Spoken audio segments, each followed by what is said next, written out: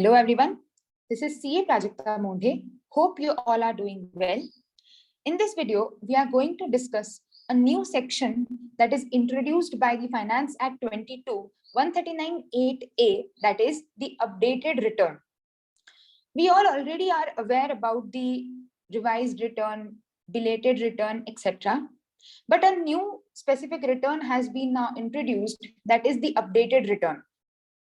So in this video, we'll be understanding that what was the reason why this particular section has been introduced, what are the provisions relevant about this section, and we will also be discussing a small numerical example जिससे हमें computation कैसे होगा वो वाली चीज भी अच्छे से clear हो जाएगी. To understand the particular section in easy manner, a PDF has been prepared जिसमें कि मैंने sections के जो provisions हैं उन्हें easily understandable manner में रखा है, प्लस इसी के नीचे हमारा एक क्वेश्चन डाला गया है ताकि हम दोनों चीजों को साथ में कनेक्ट कर सकें. So let us start.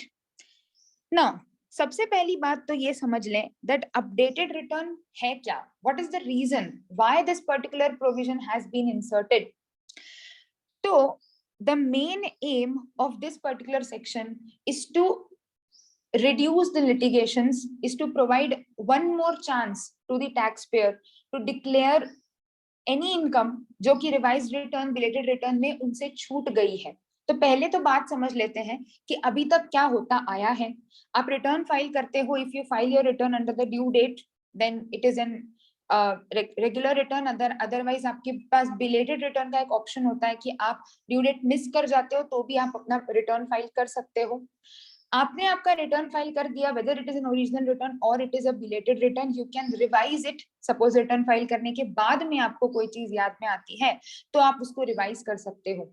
अब रिवाइज रिटर्न और बिलेटेड रिटर्न की भी एक सीमा होती है, एक टाइम लिमिट होती है.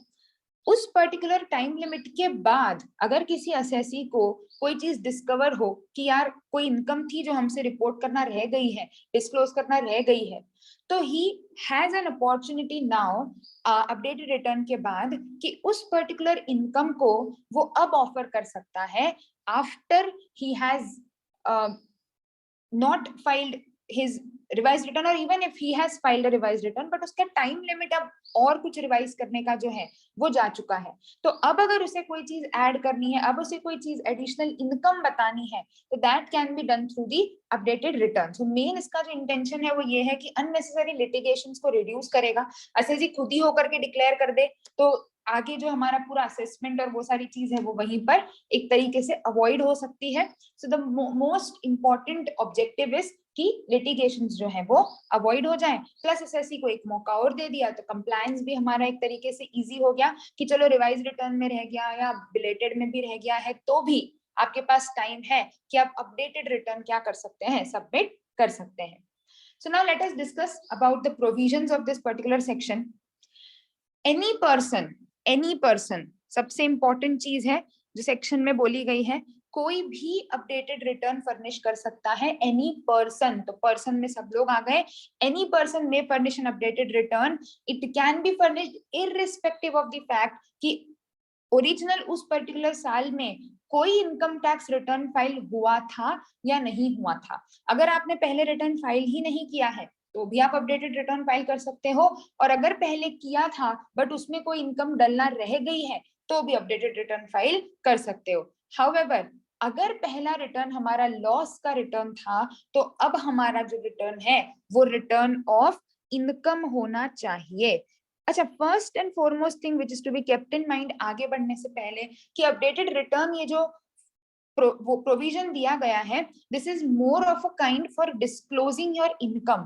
तो इस पूरे, अभी हम आगे पढ़ेंगे डिटेल में बट थोड़ा सा हमारा माइंडसेट डेवलप हो जाए कि इस पूरे प्रोविजन में कहीं पर भी आप अपना इनकम रिड्यूस करने का या रिफंड बढ़ाने का क्लॉज आपको नहीं दिया गया है कि आप अपनी इनकम कम कर सकते हो, वो ऑप्शन नहीं है. अपडेटेड रिटर्न का मतलब ही वो है कि इनकम बतानी थी पर आपने नहीं बताई है तो हमने आपको एक और मौका दिया है, असेसमेंट वगैरह में जाने के पहले आप खुद ही होकर के उसको डिस्क्लोज कर दो. ठीक है. सो अगर ओरिजिनल रिटर्न लॉस का था तो अब आपका रिटर्न ऑफ इनकम होना चाहिए.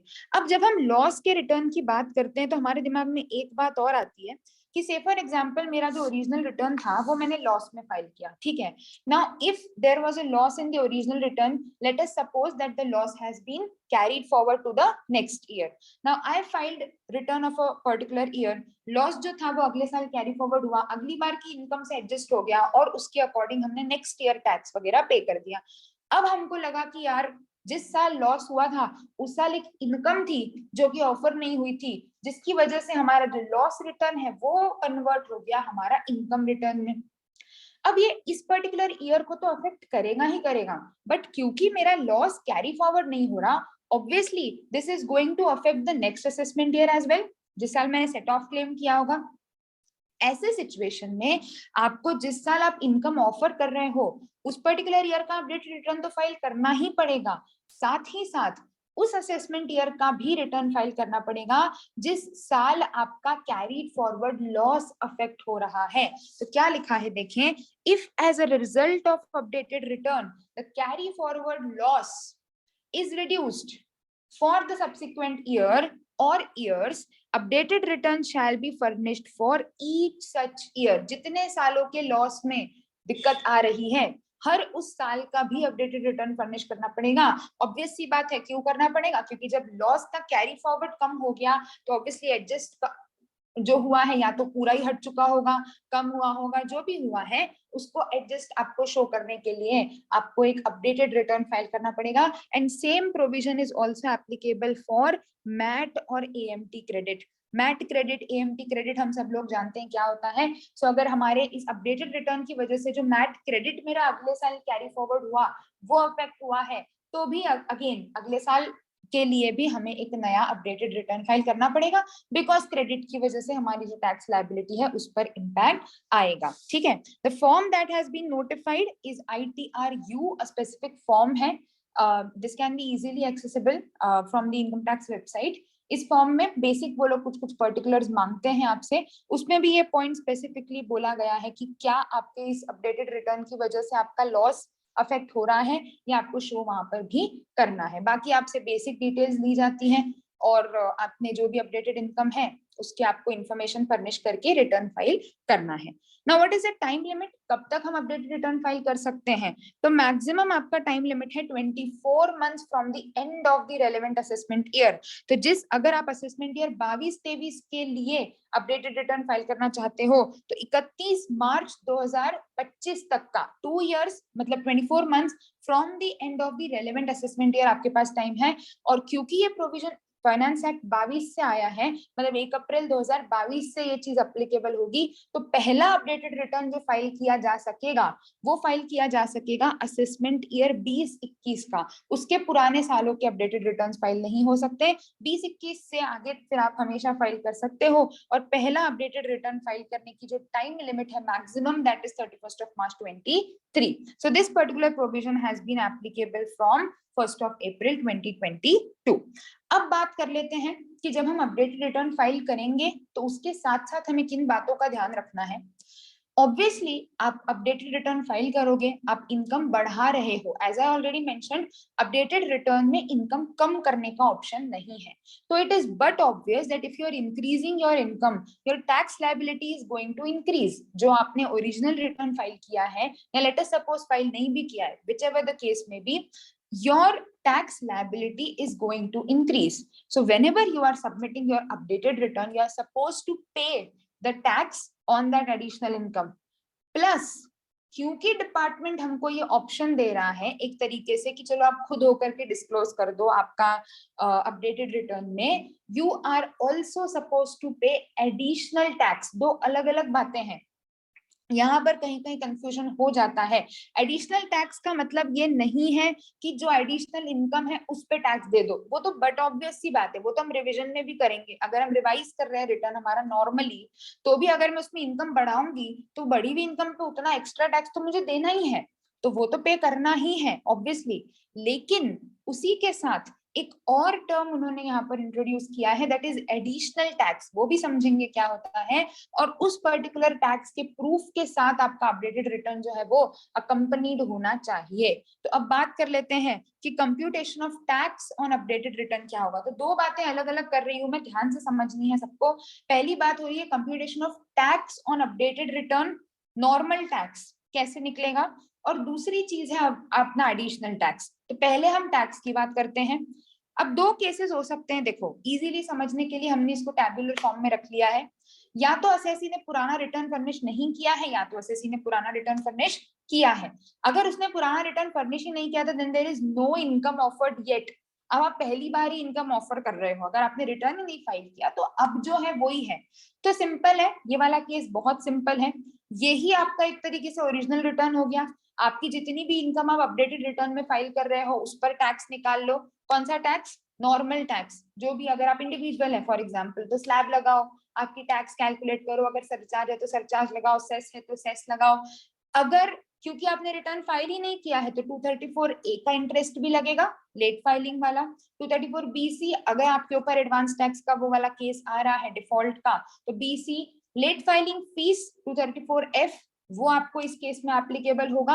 और भी जो भी सारे सेक्शंस जो नॉर्मली अप्लाई होते हैं वो सारे as it is updated return के केस में भी अप्लाई हो जाएंगे, after considering the following. What has to be considered, अगर कुछ पहले से हम एडवांस टैक्स पे कर चुके हैं साल भर में, मान लो रिटर्न नहीं फाइल किया था पर एडवांस टैक्स भर दिया था, वो माइनस हो जाएगा।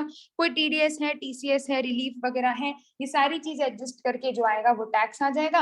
और वही जो अपनी अपडेटेड इनकम है उस बेसिस पर आप 234A 234BC जो जो अपने ऊपर एप्लीकेबल है, ए तो लगना ही है क्योंकि लेट फाइल वाला केस हो गया, बीसी अगर हमारे ऊपर एप्लीकेबल है उसके भी चांसेस है ही सही कि लगेगा ही, तो वो आपको कैलकुलेट करना है नॉर्मली। ठीक है, तो यहाँ पर केस बहुत ज्यादा कॉम्प्लिकेटेड नहीं बनता क्योंकि पहले कोई इनकम नहीं थी।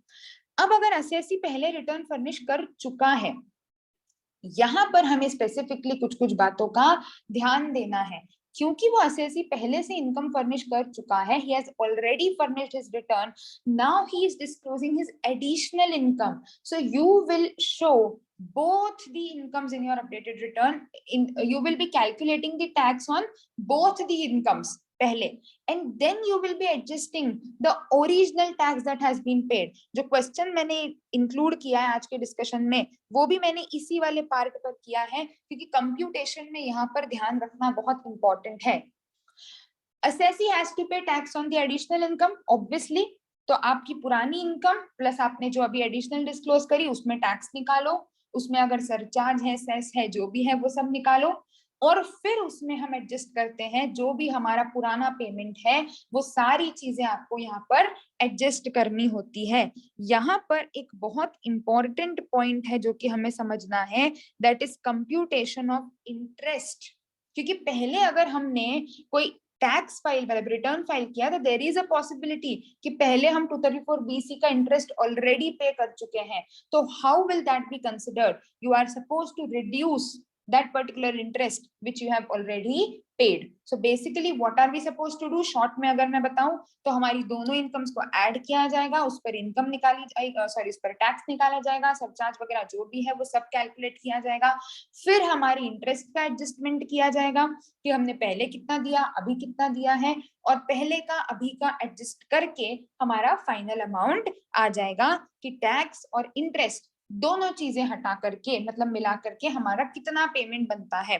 हम तो क्या क्या एडजस्ट करेंगे, कोई पुराना एडवांस टैक्स पे किया है वो एडजस्ट हो जाएगा, एनी टीडीएस टीसीएस, तो TDS TCS on income taken into account while filing updated return but not claimed earlier भी यहाँ एडजस्ट हो सकता है। मतलब सपोज कि ओरिजिनल रिटर्न में मैंने इनकम ऑफर करी थी 20 लाख, अब मैं और 10 लाख की इनकम ऑफर कर रही हूँ, और इस 10 लाख पर मेरा टीडीएस है से फॉर एग्जांपल 1,50,000, और ये मैंने पहले क्लेम नहीं किया था, ठीक है, इनकम भी ऑफर नहीं करी तो टीडीएस भी क्लेम नहीं करा था, अब मैं दोनों कर सकती हूँ, इनकम ऑफर करूंगी तो ये 150 का टीडीएस भी मैं अपने इस अपडेटेड रिटर्न में क्लेम कर सकती हूँ।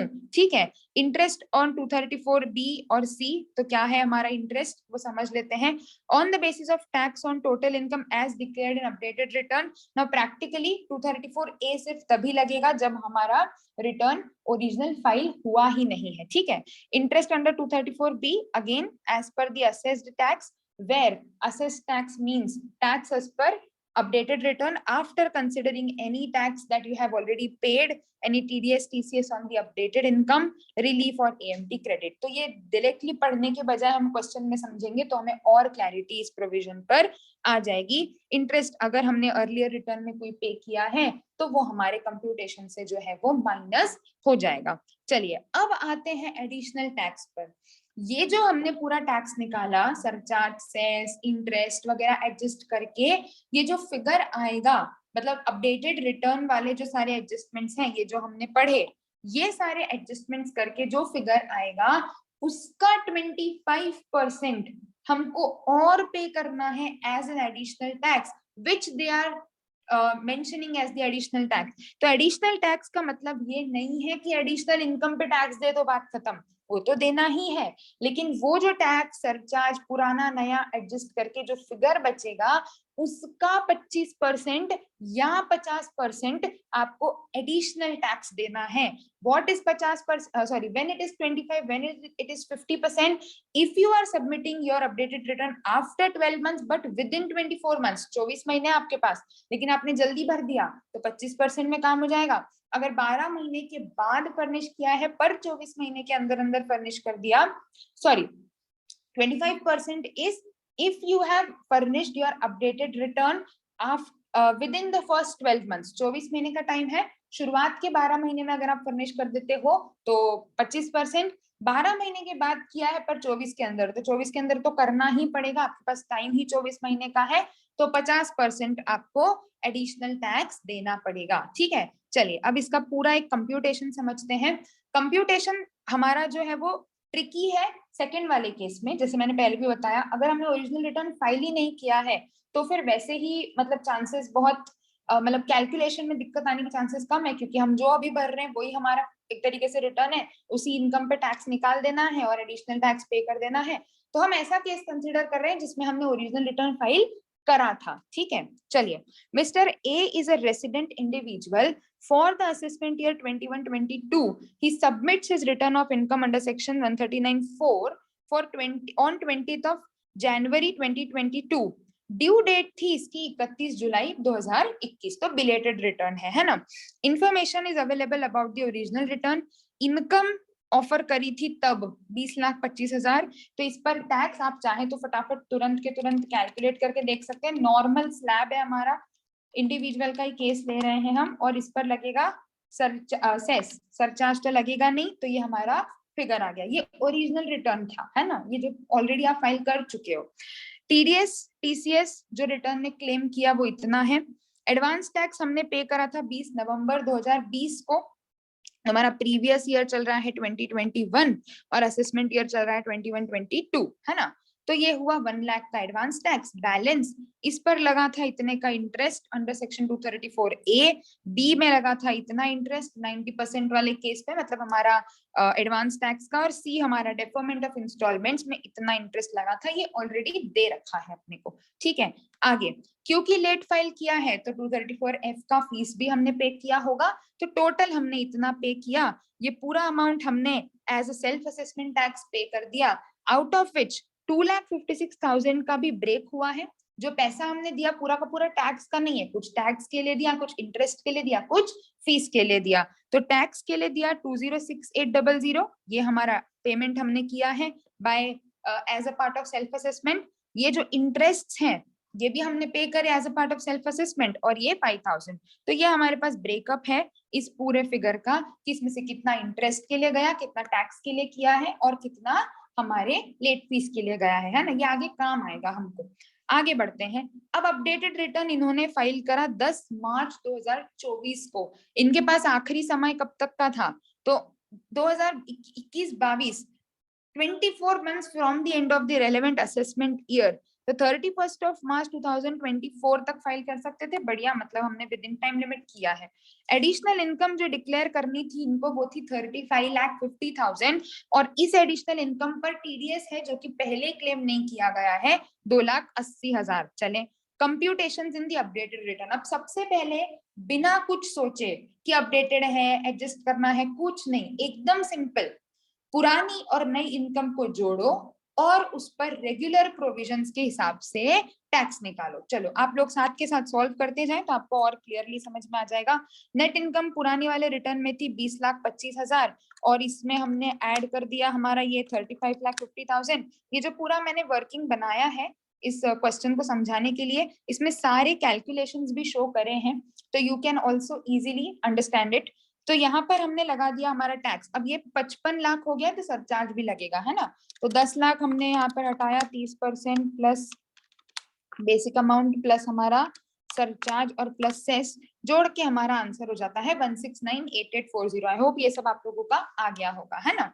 अब माइनस करा टीडीएस, तो टीडीएस यहाँ पर दोनों चीजें हो गई, एक जो हम ओरिजिनल रिटर्न में ऑलरेडी क्लेम कर चुके थे वो, और अब जो एडिशनल इनकम पर हमने टीडीएस लिया वो दोनों हमने क्या कर दिया, माइनस। ठीक है, तो this is the balance tax left. इसमें से हमने माइनस करा एडवांस टैक्स। याद करो शुरू में हमने लिखा था 20 नवंबर को हमने एडवांस टैक्स पे करा 1 लाख का, तो एडवांस टैक्स भी हमने यहाँ पर एडजस्ट कर दिया, पुराना सारा टैक्स हमको माइनस करना है। तो 11,88,840 की बनती है हमारी income, that is self assessment tax एक तरीके से, है ना। अब हम सेल्फ असेसमेंट, अभी मैंने यहाँ पर इंटरेस्ट को कुछ भी नहीं कंसिडर किया, ध्यान से समझना है ये चीज। अभी हमने इंटरेस्ट अंडर 234BC नहीं कैलकुलेट किया, ये सिर्फ टैक्स सरचार्ज सेस है ना।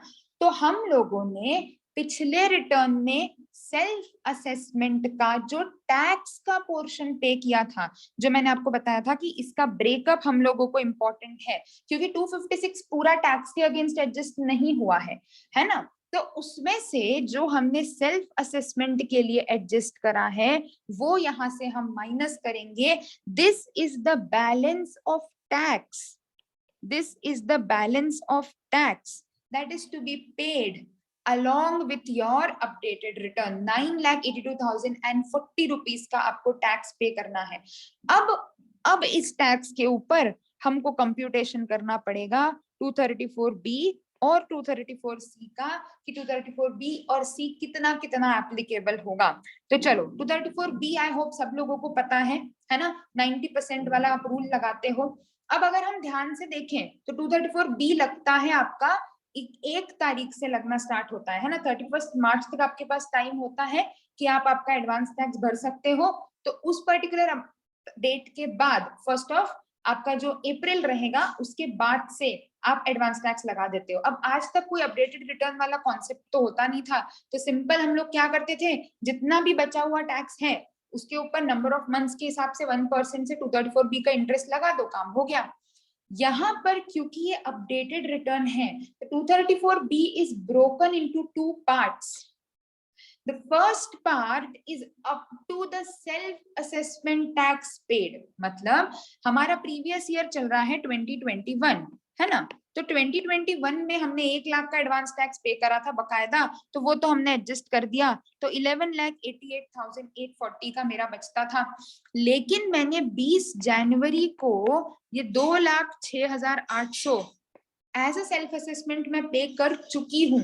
That amount will also be adjusted while computing interest under section 234B। देखो मैंने क्या लिखा था यहाँ पर कि while computing interest under section 234B assessed tax means tax as per updated return after considering tax under section 141। मतलब जो हमने ओरिजिनल रिटर्न में सेल्फ असेसमेंट भरा था उस पर उस तारीख के बाद से अब हमको 234B का ब्याज देने की जरूरत नहीं है। तो मेरा जो 234B का इंटरेस्ट है वो लगेगा कब से कब तक, पहले वो समझते हैं। तो 1 अप्रैल से लगना शुरू होता है ना। 234B का जो इंटरेस्ट होता है वो अप्रैल से लगना शुरू होता है क्योंकि मार्च तक आपके पास टाइम होता है।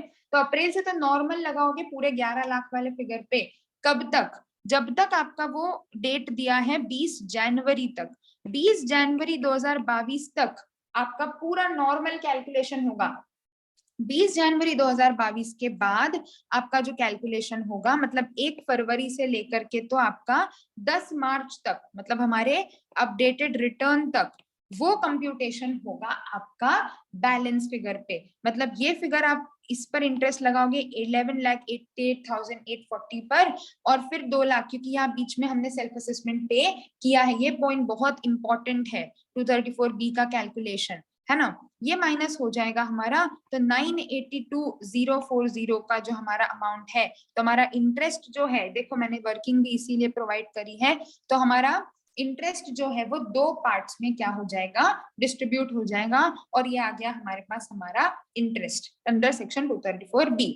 अब अभी लगाते हैं इसी तरीके से 234C। 234C के कंप्यूटेशन में कोई चेंज नहीं है, जो हम नॉर्मली जैसे निकालते आए हैं इतने समय से वैसे ही निकलेगा, क्योंकि 234C का इंटरेस्ट लगना बंद हो जाता है 31 मार्च पे। मतलब प्रीवियस ईयर अगर हमारा 20-21 है तो 31 मार्च 21 के बाद हम 234C का इंटरेस्ट नहीं लगा सकते, है ना। तो वो तो कोई चेंज हुआ नहीं है प्रोसीजर, वो तो उसी तरीके से निकलेगा।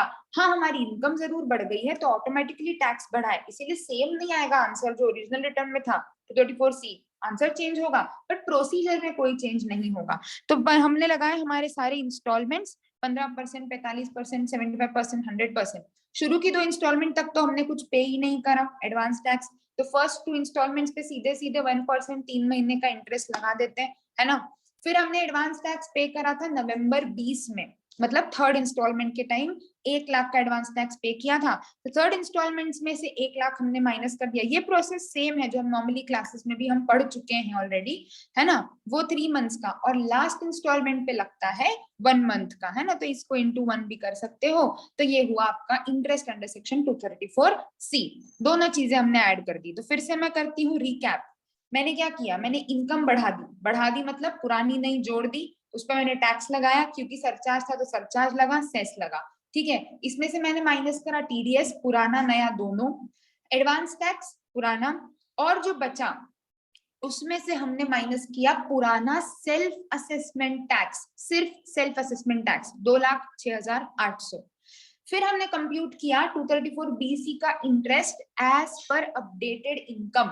As per updated income 234B और C में जो ब्याज हमको भरना है वो हमने निकाला, और अब हमारे पास टोटल इंटरेस्ट आ जाता है कि टोटल हमारा इंटरेस्ट अमाउंट कितना है under section 234B and under section 234C। Total amount है 435,300, और हमने ओरिजिनल रिटर्न में जो इंटरेस्ट फाइल किया है, जो हम ऑलरेडी पे कर चुके हैं, ये दोनों हम क्या कर देंगे अब इसमें से माइनस, जो मैंने लिखा भी था ऊपर नोट्स में कि interest paid on earlier return, तो पहले एडजस्ट नहीं होगा। जैसे मैंने यहाँ पर सेल्फ असेसमेंट टैक्स एडजस्ट किया, यहाँ पर कोई एडजस्टमेंट नहीं होगा। आप पहले प्रॉपरली पूरा कैलकुलेट करोगे इंटरेस्ट, और फिर उसमें से माइनस करोगे जो हम ऑलरेडी पे कर चुके हैं, ठीक है। क्लियर है सबको। तो ये इंटरेस्ट हमको पे करना पड़ेगा अपडेटेड रिटर्न में। तो एक तो ये 982 का टैक्स लगेगा नॉर्मल, और उसके साथ लगेगा ये इंटरेस्ट 234B और C। ए नहीं लगेगा क्योंकि ओरिजिनल रिटर्न फाइल किया था, तो तब हम ए का इंटरेस्ट ऑलरेडी दे चुके हैं। तो अब हम लोगों को कितना पेमेंट करना है, चलो वो समझ लेते हैं। तो पहले कितना पे करना है, और फिर उस पे एडिशनल टैक्स 25 या 50 वो भी समझ लेंगे। तो पहले टैक्स आ गया 169,8840, है ना। इसमें से हमने क्या क्या माइनस कर दिया, पुराना टीडीएस, नया टीडीएस, पुराना एडवांस टैक्स और सेल्फ असेसमेंट टैक्स, मतलब ये पैसा हम ऑलरेडी जमा कर चुके हैं। ये नेट इंटरेस्ट हमने जितना कैलकुलेट किया, पुराना नया सब प्लस माइनस जोड़ घटा के, वो इतना आया। तो टोटल हमको ये पे करना है ये अमाउंट का 50%। क्यों 50%? क्योंकि 12 महीने के बाद पे हुआ है, भले ही 24 महीने के अंदर पे हुआ है, पर 12 महीने तो क्रॉस कर चुके हैं, तो 25 वाली लिमिट तो गई। अब इस पे लगेगा 50%, और this is the final amount. आप जो रिटर्न फाइल करोगे उसके साथ इन सारी चीजों का आपको प्रूफ देना जरूरी है। ये पूरा आपका पेमेंट होगा, मतलब 20,77,750 is to be paid if you want to declare an income of 35,50,000 and claim a TDS of 2,80,000 by furnishing your updated return। Clear हो गई बात? So this is how you are suppose to compute. तो हमने provisions भी समझ लिए, और हमने ये भी समझ लिया कि हमको इनकम इस पे कंप्यूट कैसे करनी है, मतलब वो स्पेसिफिकली ध्यान से समझना जरूरी है। 234 बी और सी का इंटरेस्ट तो बहुत इंपॉर्टेंट है। अब लास्ट एक छोटा सा टॉपिक ले लेते हैं बस, कि कब आप अपडेटेड रिटर्न सबमिट नहीं कर सकते हो। तो रिटर्न लॉस का नहीं होना चाहिए, आपका टैक्स लायबिलिटी रिड्यूस नहीं होनी चाहिए, मतलब रिफंड बढ़ रहा है, टैक्स लायबिलिटी रिड्यूस हो रही है, टोटल इनकम रिड्यूस हो रही है, वो नहीं चलेगा। अगर सर्च कंडक्ट हुआ है अंडर 132 या रिक्विजिशन हुआ है 132A में, सर्वे हुआ है, या सर्च रिक्विजिशन किसी और के असेसी के उसमें हुआ है, पर उसमें किसी और का केस ओपन हुआ है, जो हम पढ़ते हैं सर्च में, any money bullion etcetera seized under 132 belongs to such other person. तो मैं अपडेटेड रिटर्न फाइल करना चाहती हूँ फॉर एग्जाम्पल, पर मेरी दोस्त के घर पे रेड पड़ गई और वहां मेरे असेट्स मिल गए, मैंने उसके घर छुपा के रखे थे, मेरे मिल गए, तो वो तो नहीं ही कर सकती अपडेटेड रिटर्न, मैं भी नहीं कर सकती अपडेटेड रिटर्न। और ये जो पॉइंट है सर्च वाली चीज में या सर्वे वाला जो पॉइंट है, ये सिर्फ उस साल के लिए नहीं है, उसके आगे कभी भी आप अपडेटेड रिटर्न फाइल नहीं कर सकते हो, ठीक है। तो when in that particular year तो ऑब्वियसली नहीं कर सकते, और उसके आगे भी कभी अपडेटेड रिटर्न नहीं फाइल किया जा सकता अगर आपके यहाँ पर एक बार सर्च सर्वे वाला केस हो जाता है तो। Lastly, if already one updated return बार बार नहीं भर सकते कि भाई पहला अपडेटेड भर दिया 12 महीने में, फिर लगा कुछ और तो फिर भर दिया, हाँ एक बार है बहुत है। तो अपडेटेड रिटर्न फिर से रिवाइज नहीं हो सकता, फिर बार बार अपडेटेड रिटर्न नहीं भर सकते। अगर कोई प्रोसीडिंग असेसमेंट ऑलरेडी शुरू हो चुका है, आपको ये उन्होंने लिटिगेशन अवॉइड करने के लिए दिया है, तो प्रोसीडिंग शुरू होने के पहले भरना है, भर दो। अगर कोई प्रोसीडिंग शुरू हो गई या खत्म हो चुकी है, तो फिर आप अपडेटेड रिटर्न नहीं फाइल कर सकते हो। Assessing officer has information in his position under the PMLA, मतलब prevention of money laundering act, और black money and imposition of tax, और prohibition of benami property transactions act, or the Smugglers and Foreign Exchange Manipulators Act, and the same has been communicated to the assessee।